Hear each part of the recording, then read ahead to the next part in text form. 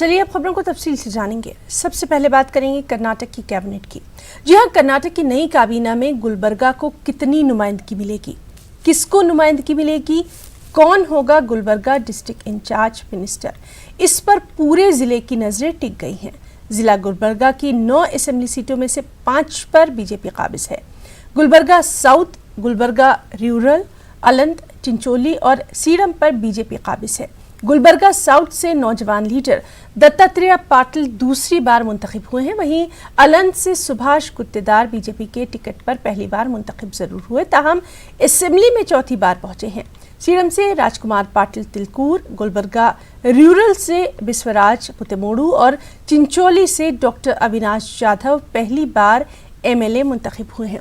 इसके अलावा एमएलसी बीजी पाटिल भी मौजूद हैं। दत्तात्रेय पाटिल और सुभाष गुत्तेदार को इस रेस में सबसे आगे भी माना जा रहा है।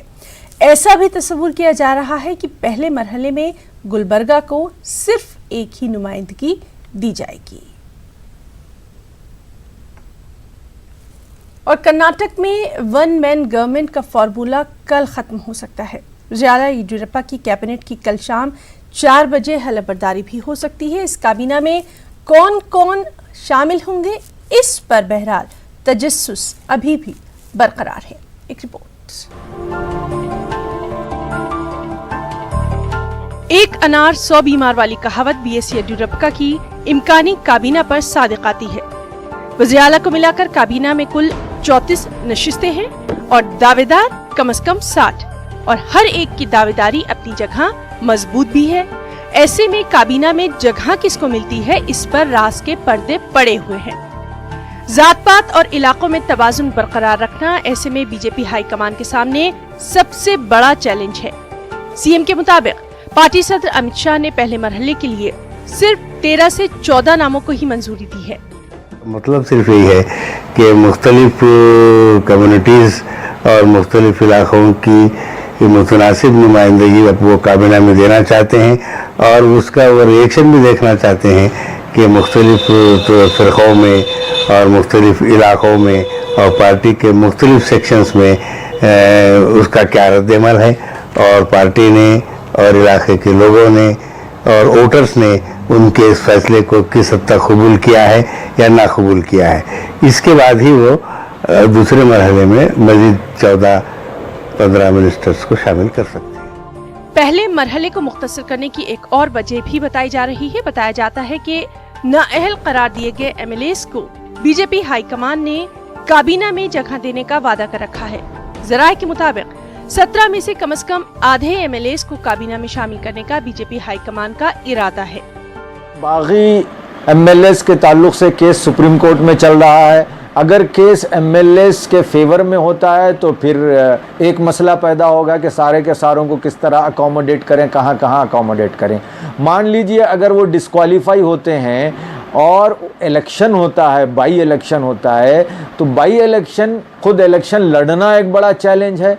उसके बाद उसमें से जो लोग जीतेंगे उनको अकोमोडेट करना भी एक बड़ा चैलेंज होगा यकीनन येदियुरप्पा साहब के सामने। ज़राए के मुताबिक पहले मरहले में सीनियर्स के साथ पहली बार मुंतखब होने वाले एमएलएस का भी ध्यान रखा जा रहा है। सीनियर लीडरान के.एस. ईश्वरप्पा, आर. अशोक, बी. श्रीरामुलु और गोविंद काजोल को पहले मरहले में ही विजारत दी जा सकती है। वहीं वी. सुनील कुमार, एस. अंगारा और एमएलसी एन. रवि कुमार को भी शामिल किए जाने का इम्कान है। यहाँ ये बात भी काबिल जिक्र है कि येदियुरप्पा गुज़िश्ता 24 दिनों से वन मैन गवर्नमेंट के तौर पर काम कर रहे हैं। वन मैन कैबिनेट के तौर पर 4 मीटिंग भी कर चुके हैं। न्यूज़ 18 उर्दू के लिए गुलबर्गा से जवाद मीर की रिपोर्ट। दोस्ती भाईचारगी के लिए अगर कदम बढ़ाए जाएं तो हर गली, मोहल्ले, शहर और इलाके में खुशगवार तब्दीली, चैन सुकून का माहौल देखने को जरूर मिल सकता है। बेंगलुरु का इंदिरा नगर इलाका इसकी शानदार मिसाल पेश करता है। खास रिपोर्ट।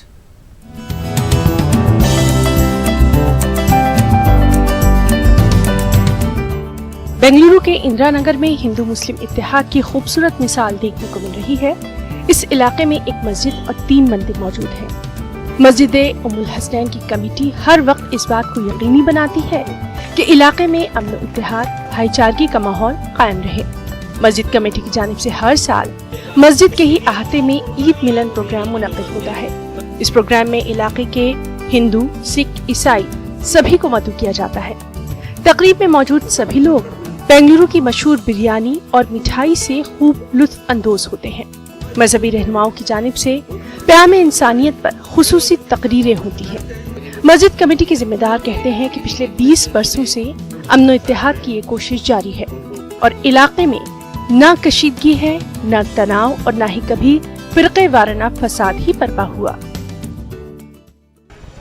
اس مسجد میں جو کمیونل ہارمونی پروگرام ہوتا ہے ہم تقریباً 20 سال سے کر رہے ہیں۔ عید کے بعد کرتے ہیں، یعنی رمضان کی عید کے بعد یا بقرعید کی عید کے بعد جیسا سہولت ہوتی ہے ویسا کرتے ہیں۔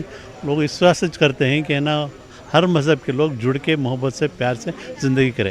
ہمارے مسجد کے اطراف 3 دیولا ہیں، ایک بھی آج تک ہے نا کوئی ہے نا فساد نہیں ہوا، اور سب مل دیکھو سب مل کے پیار سے محبت سے ہے نا آتے ہیں جاتے ہیں۔ کوئی طرح کا ہمارے میں نفرت نہیں ہے، آرام سے اطمینان سے سب ہے نا زندگی کر رہے ہیں۔ یہ بہت بڑا اللہ کا احسان ہے۔ اس سال کا عید ملن پروگرام عید الاضحیٰ کے بعد منعقد کیا گیا۔ مختلف مذاہب کے رہنماؤں نے اس موقع پر کہا کہ لوگ اپنے اپنے مذاہب کے اصولوں پر عمل پیرا رہیں، کیونکہ کوئی بھی مذہب نفرت، تشدد اور دشمنی کا درس نہیں دیتا۔ اپنے اپنے دھرم کو نہیں بھولنا چاہیے اور اپنے اپنے دھرم کے گرنتھ کو پڑھ کے اسی حساب سے جب چلیں تبھی وہ اپنے مان ہو جائیں گے، ساتھ ہی ساتھ سمجھ میں اچھا ہو جاتی ہے۔ All religion is telling the same message. Say love each other. See, there is a main, when take Quran or Bible or Ramayana, Mahabharata, see whatever you take, no, because they are giving the good message to us. کہ جب مصیبت آتی ہے تو ہم سب اکٹھے ہو جاتے ہیں، ہم بھول جاتے ہیں کہ ہم سکھ ہیں، عیسائی ہیں، ہندو ہیں، مسلمان ہیں۔ تو کیا اوپر والے کی مار ضروری ہے ہمیں سکھانے کے لیے کہ ہم سب ایک ہیں، ہم مانو ہیں، ہم ہیومنز ہیں پہلے۔ کہ یہ ہر دھرم والے اسے کاریہ کرے، جیسے میں جین مندر سے یہ کاریہ کرنا چاہتا ہوں، گرودوارا میں ہونا چاہیے، مسجد میں ہونا چاہیے، چرچ میں ہونا چاہیے، تاکہ لوگوں کے دل میں جو غلط بھاونا ہے وہ بھاونا نکل جانی چاہیے۔ اور اس پیغام کا گھر گھر فرد فرد پہنچانا ملک کے حالات کے پیش نظر بہت زیادہ ضروری ہو گیا ہے۔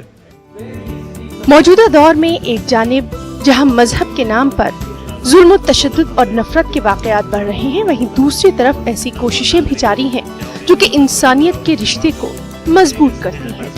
نفرت میں کیا رکھا ہے، محبت سے جینا سیکھو، یہ دنیا نہ میرا گھر ہے نہ تیرا ٹھکانہ۔ نیوز 18 اردو کے لیے بنگلورو سے رؤف احمد حلور کی رپورٹ۔ کرناٹک کے رائچور میں ملک کے معروف گلوکار محمد رفیع کی 39ویں برسی کی مناسبت سے میوزیکل نائٹ کا خاص انعقاد کیا گیا۔ شہر کے سر سنگیت انسٹیٹیوٹ کے زیر اہتمام منعقدہ پروگرام میں گلوکاروں نے محمد رفیع کے سدا بہار نغمے سنا کر یہاں موجود سامعین کو خوب محسوس کیا۔ اس موقع پر غزل اور فن موسیقی سے وابستہ رائچور شہر کے فنکاروں نے کہا کہ رفیع 40 سال تک موسیقی کے آسمان پر جگمگاتا ہوا نام رہا۔ اس آفتاب کو غروب ہوئے کئی سال گزر چکے ہیں، لیکن اپنے 4 دہوں پر پھیلے ہوئے کیریئر کے دوران محمد رفیع نے لاتعداد نغمے گائے اور وہ موسیقی کے آسمان پر دمکتے ہی رہیں گے۔ پروگرام میں شہر کے معزز شخصیات کے علاوہ مقامی لوگوں کی بڑی تعداد نے بھی حصہ لیا۔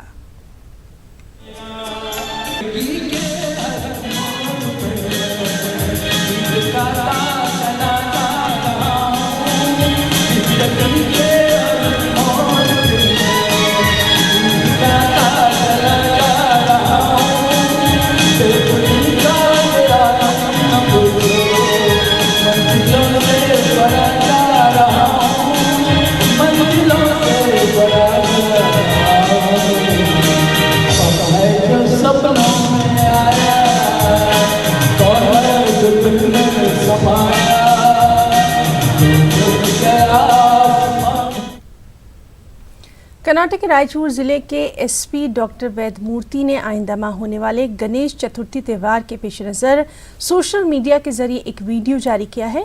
एसपी वैद मूर्ति ने आवाम को गणेश त्यौहार की मुबारकबाद देते हुए जिले में अमन अमान बरकरार रखने की अपील की है और कहा कि मसरूफ तरीन इलाकों में गणेश पंडाल लगाने से पहले गणेश मंडलियों को पुलिस से इजाज़त हासिल करनी होगी।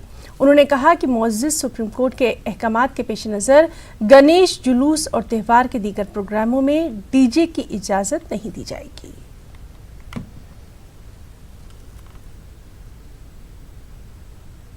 बुलेटिन में इतना ही। आदाब।